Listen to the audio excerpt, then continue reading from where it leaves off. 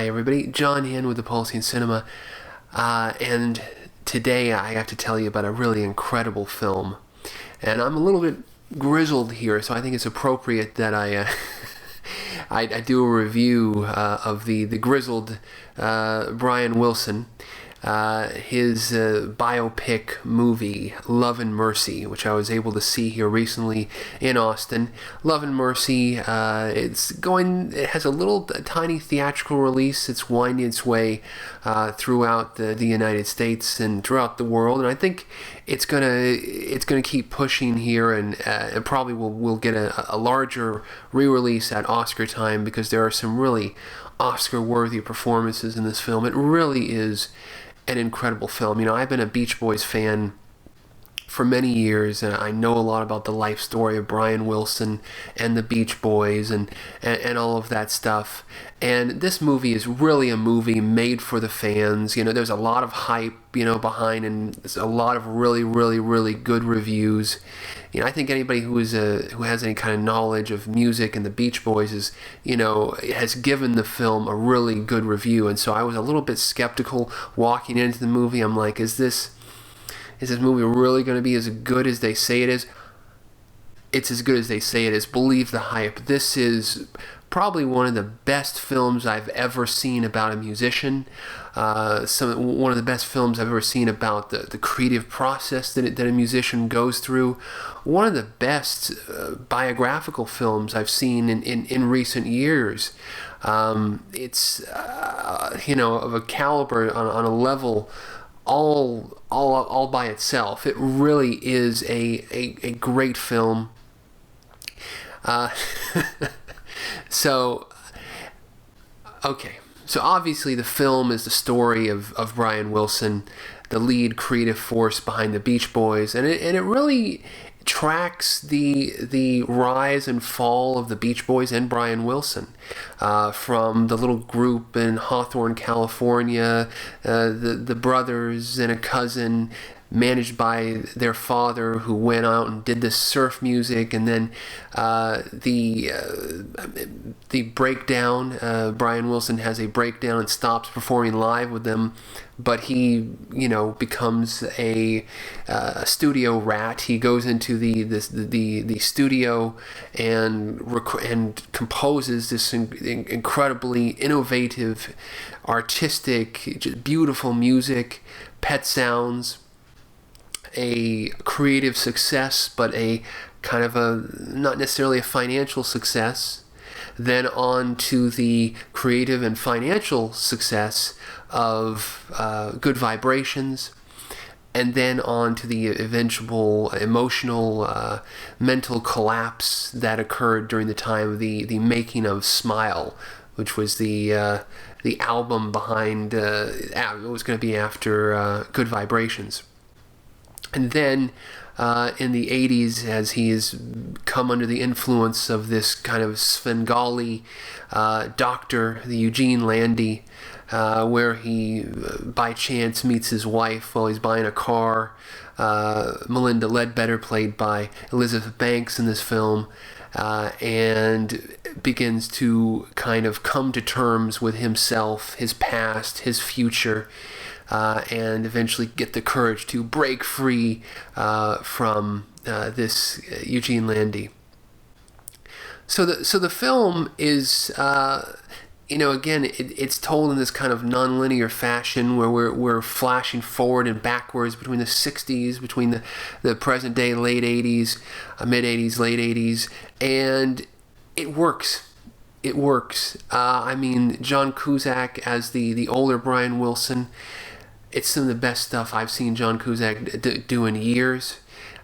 You really key into this, guy who's under this control. Eugene Landy, who's still even heavily sedated and drugged. He's still this emotional wreck, and then the young Brian, played by Paul Dano, who there the child preacher from There Will Be Blood, and he's done some other stuff. This is signature role for him. I mean, he really descends into the life of Brian Wilson. It's very eerie. it's eerie watching the transformation of this guy, into you just believe you're watching Brian Wilson.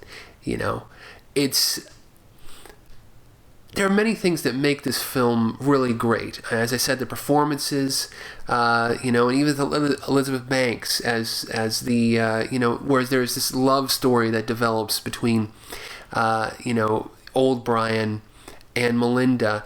It doesn't feel sappy. It feels very honest and emotional, and it's very obvious. This film's been in production for for years. For I think almost a decade, they've been hiring screenwriters and going through scripts.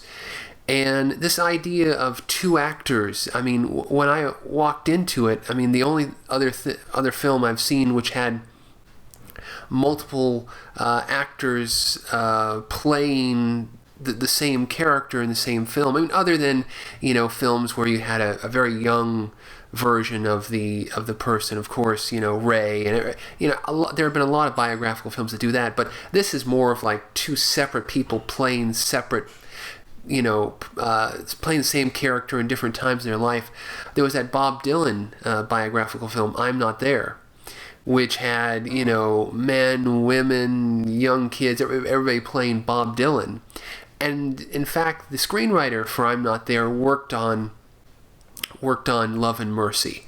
And it's a technique, and it feels right in this film. It works. It didn't. I think that's been some criticism from people who just kind of watch the trailer and they're like, oh, I don't know. I'm telling you, I know it is great. Another thing that, to me, the film's a 2-hour film, but it was amazing in the sense that I don't think anything is skipped over. I think it's such a thorough, again, I think this is just the benefit of the fact that it took so long to make this film. It was so in production, the script was so reviewed and worked over, is that pretty much it's such a good overview of his life, from really the early years in the Beach Boys to him moving into the recording studio, and then the dynamic between him and the other Beach Boys and Mike Love, where there was that tension between Mike Love wanting to still be the Surfers and do the Formula, and Brian Wilson moving away from that and wanting to do something crazy and beautiful and mad, and all of the brothers that kind of died, and it felt so good, and it tracked that so well. I mean, the scenes in the recording studio are like, they're shot like fly on a wall, where this guy Paul Dano is walking around as Brian and directing the studio musicians, the wrecking crew, the studio musicians who pretty much recorded Pet Sounds, who played on the album, even though the Beach Boys provided their voices, and it was the Beach Boys' voices which really set off the thing. But all these studio musicians, Brian is walking between them and telling them what to do, and all of this stuff is inspired by the session tapes which have come out. And you can hear the real Brian Wilson. The way he used to direct these people, he had a very strong idea of how the drum should sound, how the bass should sound, how this and how different instruments should sound and come together. And there were like these 10 or 15 minute, recordings of these sessions which have been released on box sets and bootlegs as well, where you can hear all this stuff. And I'm sure that was part of Paul Dano's preparation, where he listened to this stuff and was able to do that himself. And it's shot with this kind of roaming, kind of fly on the wall camera, where it just gets really eerie, where you just like, man, I'm in a recording session here. This is really happening, And then the whole recording session, the dynamic between between Brian Wilson and then the Beach Boys come back from touring in Japan, and they've got to record the vocals for Pet Sounds, and the tension between the beginning and the tension between Mike Love, where he's arguing, and then later on during the Good Vibrations recording sessions, which were done famously in multiple studios all over the place, using the recording studio as an instrument, basically, using the new technology of the 60s multi-track recording to do something that was as innovative as what the Beatles were doing in Europe and the UK.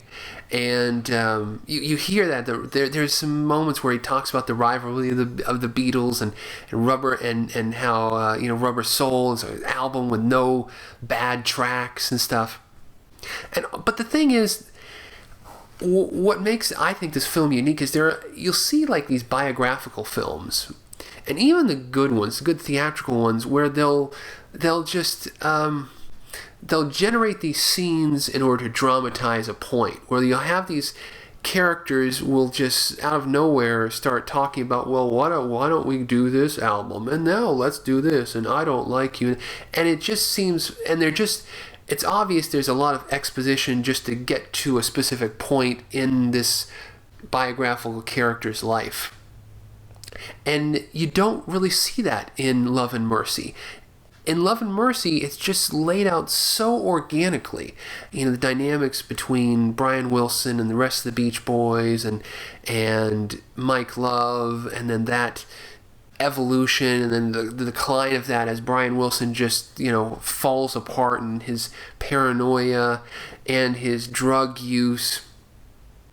And then in the 80s with Eugene Landy and Paul Giamatti, I have to call him out. It's just, oh my God, the egotistical Eugene Landy, it's great. The soundtrack is great as well. I mean, it would have been a tragedy if this film had been done by someone else, possibly an unauthorized, and you had to do like fake, Beach Boys, surf music types. If you brought in somebody to do that, music is this character, this real life person, Brian Wilson. That's the emotional through line for his life. It's part of his life. It's part of his emotional makeup, and music is often the emotional makeup of a film. It's the emotional spine of a film is music. So it's only appropriate that the soundtrack of Love and Mercy is all Brian Wilson Beach Boys music.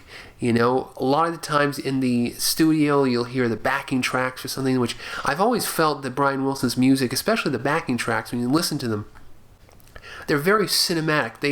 They paint these pictures, not necessarily with the word content, but just with the instrumentation, the unusual, orchestrations and the instrumentation, and the way they just, how they sound is just out of this world, and very cinematic and very visual. And I'm glad that the makers of this film really keyed into that. And so they brought in Atticus Ross, who was the collaborator of Trent Reznor on those great David Fincher soundtracks, like The Girl with the Dragon Tattoo and The Social Network. And he basically took multi-tracks of the Brian Wilson songs and made these collages, which much of the soundtrack is made up of, these collages and audio collages of vocals and harmonies, and it feels like it's like inside Brian Wilson's head, or inside the head of the emotional core of the film, with all of this music swirling around you. And it really is incredible listening to it in 5.1, the beginning moments of the film, where it's black and we just have this incredible music and harmonies just swimming over our heads. It's really, really incredible. And then there is some soundtrack, a little bit of score undertones, which it feels almost like he's playing sampled Brian Wilson harmonies. There's these emotional scenes with Melinda, and it just works perfect. I mean, it's just pitch perfect and incredible. Speaking of pitch perfect, I think Paul Dano, he sings a couple of Brian Wilson songs in this film, and he pulls it off. I think he's just, of course there's some auto-tune, and I think there is some like 50-50 stuff where they fly in Brian Wilson's vocal like halfway. In a lot of the studio sessions, it'll be like Paul Dano will sing a line, and then they'll bring in Brian, or he'll sing over Brian Wilson, and it's just seamlessly interwoven. It's not one of those films where, I mean, they've got the music in this film nailed down. As I say, they had access to Brian Wilson's, the Beach Boys music, because it's an authorized film. And I mean, I don't. Of course, the film is an authorized film. It's authorized by Brian and Melinda, and it's his story, right? It's not an unauthorized biography. It's not some. But I mean, I can't really say anything that they really left out. I mean, maybe they don't rub your nose in the drugs or the drama. And I think if it had been an unauthorized biography, it would have been more about the drama and the drugs, and it would have been more, soap opera, and that's I don't care about that, and I don't think most Beach Boys fans care about it. This film really shows you the emotional life of this guy, of this great musician and artist, and it dramatizes why he's so great. So many biographical films, they just kind of show scene and the scene and the scene, and you never really see why this guy was so incredible that you're watching. You don't see his innovation and his. But in Love and Mercy, you see how he was working with these musicians and pushing, the whole studio, the idea of making this album in the studio, using the studio as a musical instrument, and all of the unorthodox stuff that he does, and bringing in animals and recording animal voices, and all of that stuff is what makes his music so unique. And you hear his music, and it's just so the music is so emotional and so unique. I think there probably are going to be a number of Beach Boys fans that are born after watching this movie, because you just listen to the multi-tracks and the pieces of Brian Wilson's stuff. It becomes even more exciting, because the stuff that he was doing with the bass and the cellos and the drums, it just and the theremin and the organ. I mean, it's a feast for the ears.